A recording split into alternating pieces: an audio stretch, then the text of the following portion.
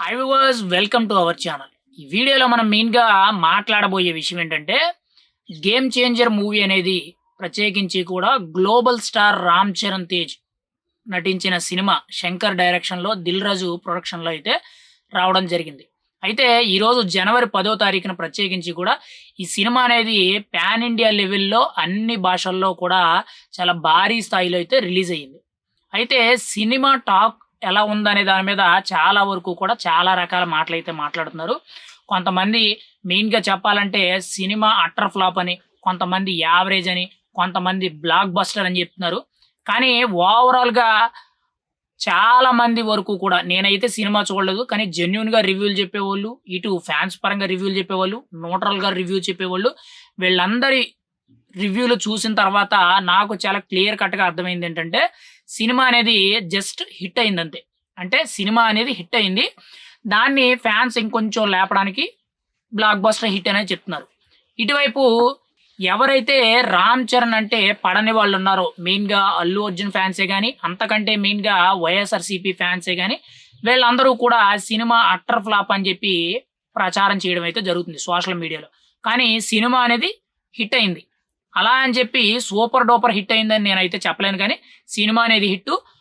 First part అంతా కూడా కొంత కన్‌ఫ్యూజన్‌లో క్లారిటీ లేకుండా, కొంత ల్యాగ్ ఉండే విధంగా ఇబ్బందికరంగా ఉందని చెప్పి చాలా మంది కూడా బేసిక్ పాయింట్‌గా దాన్ని చెప్తున్నారు.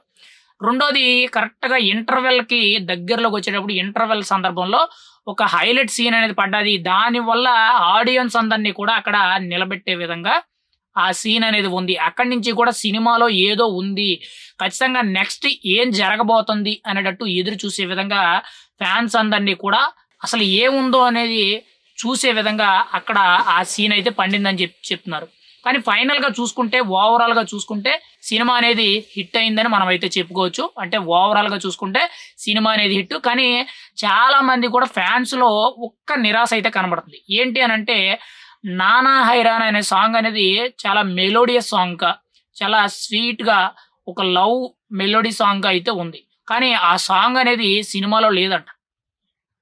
యాక్చువల్‌గా అది 14వ తారీఖున ప్రత్యేకించి కూడా పండగ సందర్భంగా దాన్ని యాడ్ చేస్తూ పెడతారని చెప్పి కొంత సమాచారం అయితే తెలుస్తుంది. కానీ మొదటి రోజు అంటే ఈరోజు సినిమా రిలీజ్ అయింది. మెయిన్‌గా బెనిఫిట్ షోలే గాని, ప్రీమియర్ షోలు ఎవరైతే చూసారో వాళ్ళందరూ కూడా 'నానా హైరానా' సాంగు చాలా మంది కూడా ఇష్టపడడం జరిగింది. కానీ ఆ సాంగే అందులో లేకపోవడం అనేది ఫ్యాన్స్‌ని కొంత నిరాశపరిచిందని మనమైతే చెప్పుకోవచ్చు.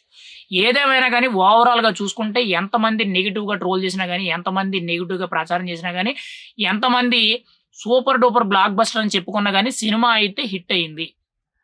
ఓవరాల్‌గా చూసుకుంటే సినిమా అనేది ఇటు ఫ్లాప్ అవ్వలేదు.